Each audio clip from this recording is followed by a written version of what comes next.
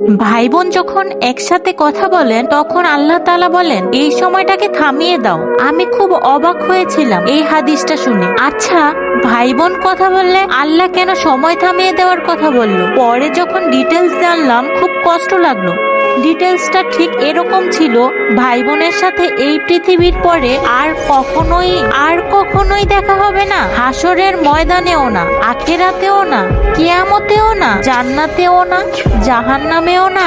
বাবা মার সাথে দেখা হওয়ার সম্ভাবনা আছে, স্বামী স্ত্রীর সাথেও দেখা হওয়ার সম্ভাবনা আছে, ছেলে মেয়ের সাথেও দেখা হওয়ার সম্ভাবনা আছে, কিন্তু ভাই বোনের সম্পর্ক শুধুমাত্র এই পৃথিবী পর্যন্ত। তখন এত খারাপ লাগলো ব্যাপারটা জেনে। আমার যে বোন আছে অথবা আমার যে ভাই আছে তাদের সাথে আমার আর কখনোই দেখা হবে না এই পৃথিবীর পরে। আমি মরে যাওয়ার পরে তাদের সাথে আর কখনোই কথা হবে না।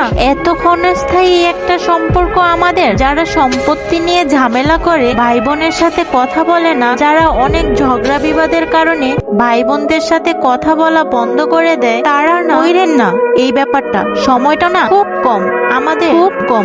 এত কম সময় নিয়ে আমরা পৃথিবীতে এসেছি এবং এই কম সময়ের মধ্যে আমরা আবার কলুষিত, আমরা আবার ঝগড়া বিভেদ এরকম করে আমাদের এত কাছের এত আপন একটা মানুষ, একই পেটের মায়ের পেটের ভাই বোনের সাথে কথা বলা বন্ধ করে দিলাম। এই মানুষগুলোর সাথে তো পৃথিবীর পরে আমাদের আর কোনো দেখাও হবে না, কথাও হবে না। কি দরকার মনে এত কষ্ট রাখার? ভুলে যাই সব।